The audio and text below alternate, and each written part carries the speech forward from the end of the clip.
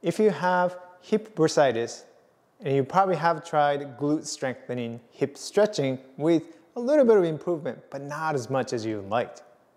And in this video, I will show you a very simple exercise that will retrain your muscles and keep your hip bursa from getting compressed and say goodbye to your bursitis.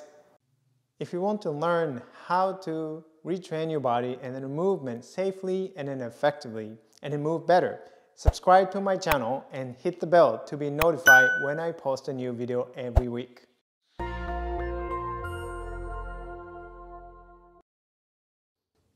I am Taro Iwamoto. I am a Feldenkrais practitioner with my backgrounds in athletic training, physical therapy, martial arts, and the Feldenkrais method. I have helped many people like you overcome and then move beyond the pain and the limitations. Now it's your turn, and let's dive in. So hip bursitis is often caused by repeated compression and friction, and that is related to habitual way of standing and then walking. Let me show you a very simple exercise to improve this condition. And let's stand up and stand with a split stance. One leg forward, one leg back, feet about hip width apart or so. Not too long, all right? So I'm going to do it with my left leg forward, but you can do either way if it is easy to mirror and do with your right leg forward. And you're going to put your hands on your hips, okay? Outer hips on both sides. And let's shift your weight back onto your back leg first. And then slowly starts to shift your weight onto the front leg. And then coming back. So what happens most of the time, and people with the bursitis, as they're walking and shifting weight over to the front leg, and they tend to swing the hip to the side, right? And so you can imagine that bursa is sitting on the outer, okay, on top of the outer hip. And then every time, every step you take, and then you laterally shift your weight over here, and then you are compressing the bursa. And if I do exaggerate, walking like this, constant repeated compression, right? And every step, every time you start to shift your weight onto that leg, and then there is that lateral shift that increases the compression on the bursa. So with this simple exercise in a split stance, and you're going to focus on keeping your head, keeping your pelvis, okay, in line. And you're doing very, very slowly. Shift your weight from the back leg very slowly, and then bring in your center, your head, your torso, over your left ankle without letting your pelvis swing to the side, right? So keep that vertical alignment and then hold it there for 10 seconds, maintaining the verticality. And towards the end of the 10 seconds, you're starting to feel that effort and work around the gluteus muscles area, right? Because now you are engaging those muscles that you normally don't, right? In this compensated gait patterns. Because you are, instead of using the gluteus muscles, you're letting the weight kind of swing to the side and not really supporting your weight. And then weight back, and then slowly shift your weight over here and maintaining verticality.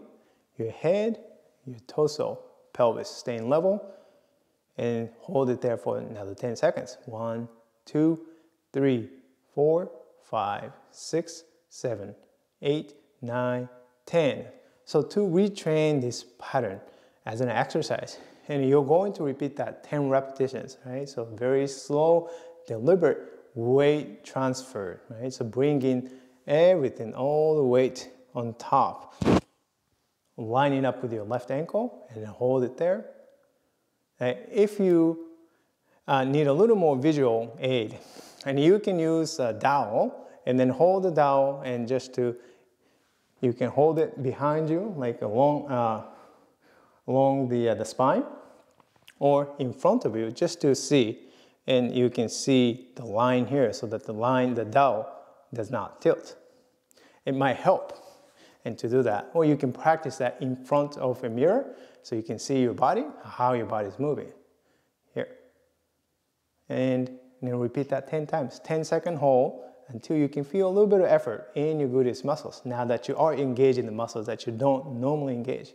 And that's good. Okay? And you repeat that.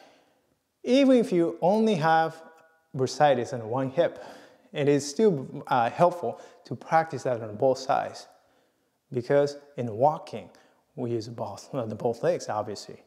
So practice that. Same thing, 10 seconds, hold, and repeat that 10 times.